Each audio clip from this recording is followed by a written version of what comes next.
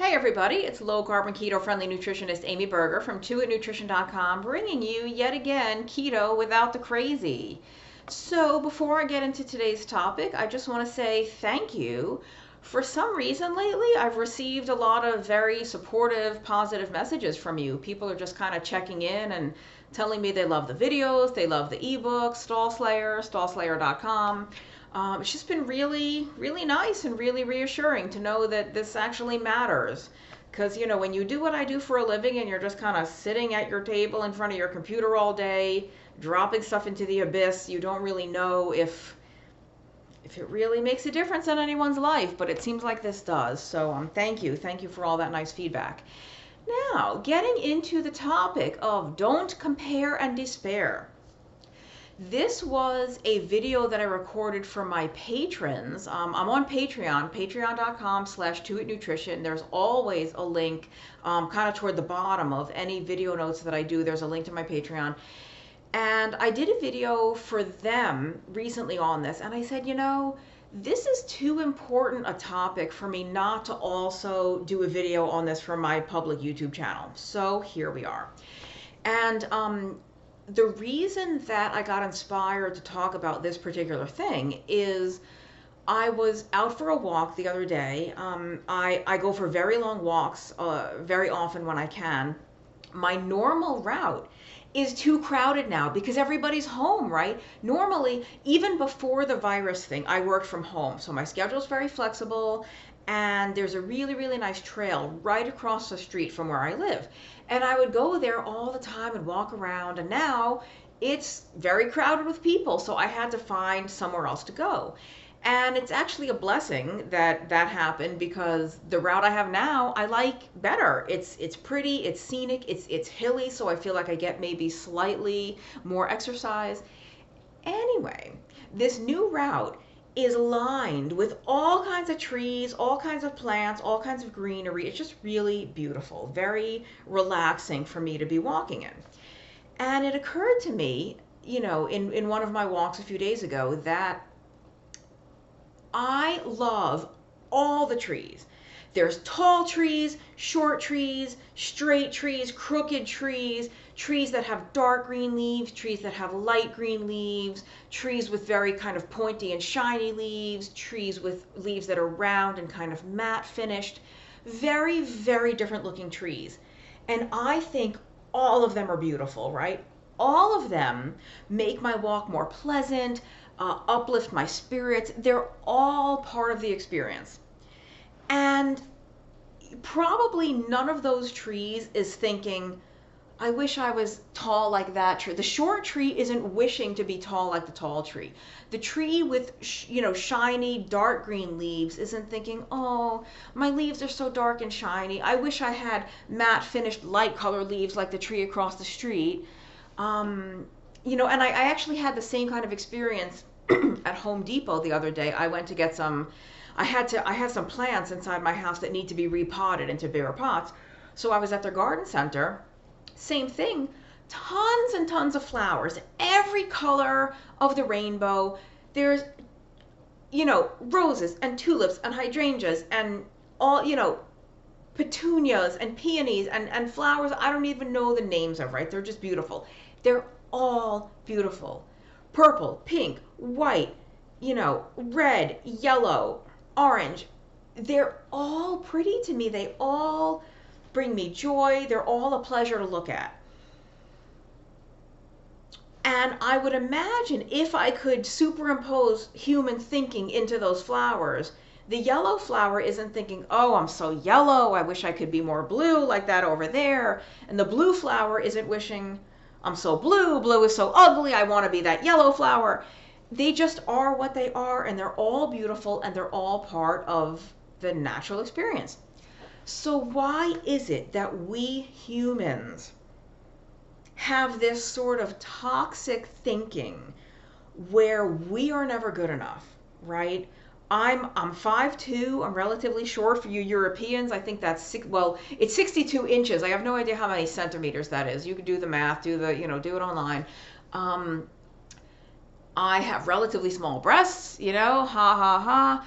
But the point is, Humans compare and despair. She's taller, she has bigger boobs, she's blonde, her legs go on for a mile, she's got those long, lithe ballerina arms, and I'm short and stubby, and I'll never be tall. I'm going to be 42 years old in July. I'm still waiting for my growth spurt. Why do we do this?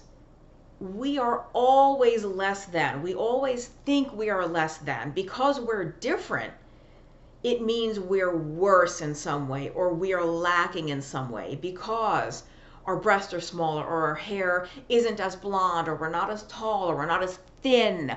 Or for you men, we don't have rippling six-pack abs, and that square manly jaw, or whatever, those cop arms, whatever it is that you wish you had that you don't. Frankly, how boring would life be if we all looked the same? If everyone was the same height, if everyone had the same hair color, if everyone had the same eye color, the same skin color, the same shape and size. How roses are beautiful, right? Roses are gorgeous. But how boring would it be if every single flower you ever saw for your entire life was a red rose? Can you imagine seeing only red roses ever and never seeing a yellow tulip or a blue hydrangea or a purple iris or a white orchid or whatever? How boring would life be if the only tree that existed ever was a pine tree? There were no oaks, there were no maples, there were no firs, all these other different kinds of trees. And there's like a million trees, I only named 3 or 4. We rejoice in the diversity that we see in the natural world, right? So many different kinds of trees, so many different kinds of flowers, so many different kinds of, you carnivores, cover your ears, so many different kinds of vegetables that are all delicious. And even if you don't eat them, even if you do follow the carnivore diet, you can probably appreciate that the produce section at your supermarket is pretty.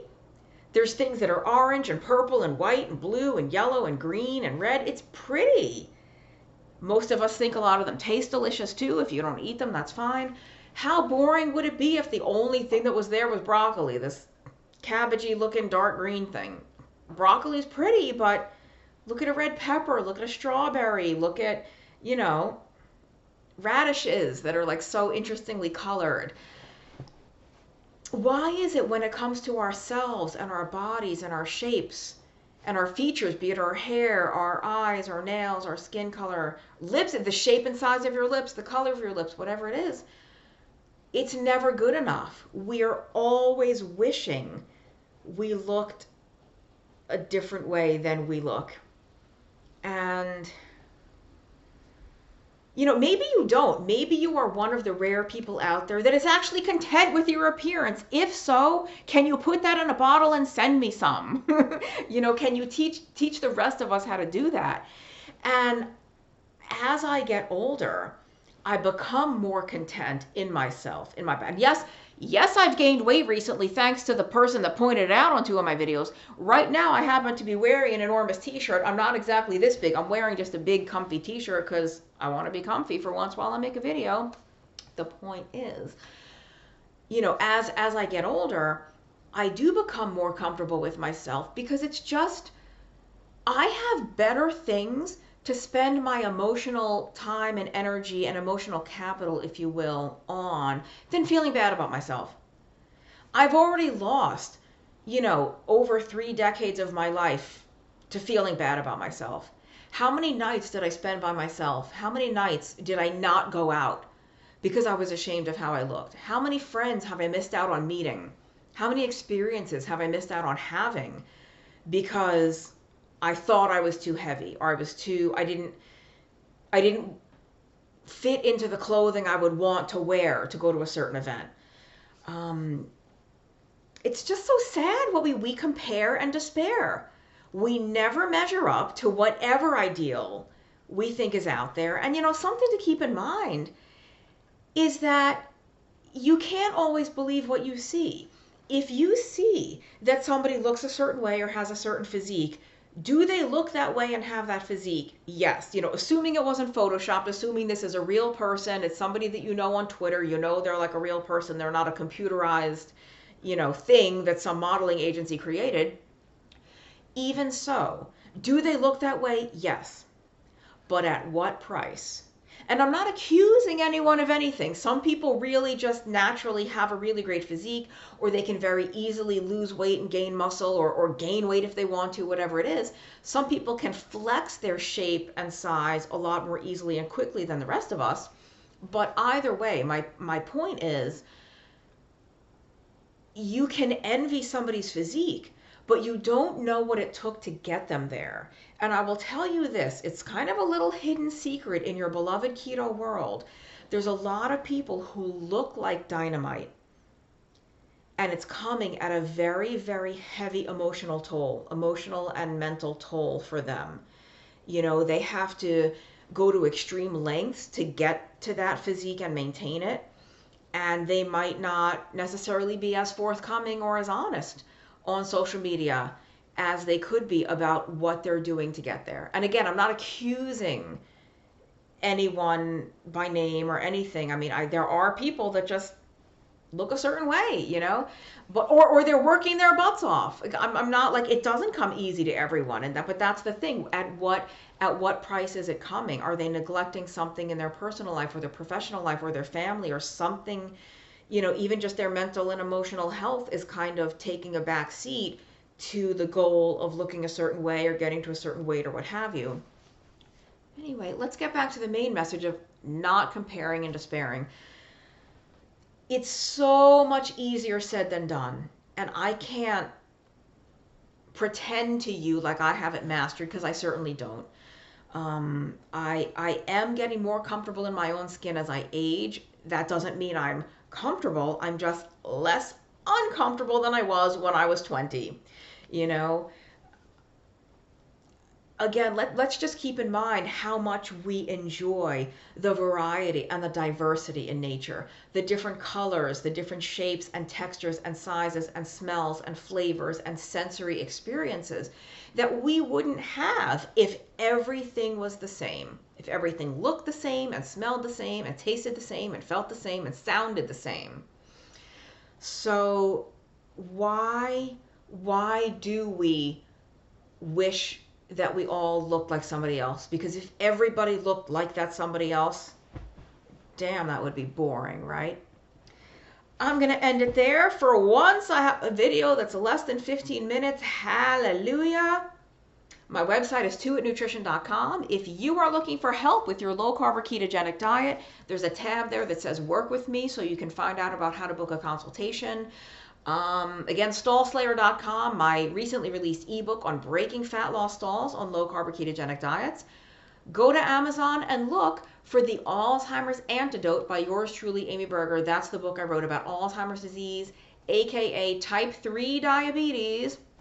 I will see you next time. I have lots of viewer request videos to get to. Thank you for submitting suggestions for topics, because I go through these lulls where I have lots of topics and then I kind of run out. I'm like, ooh, have I run out of things to say? Like, I don't know what I should talk about. And then I get some good suggestions. So I'm good to go for the next couple of weeks at least. But thanks for watching, and I'll see you next time. Remember, don't let keto drive you crazy. Do keto without the crazy. Bye-bye.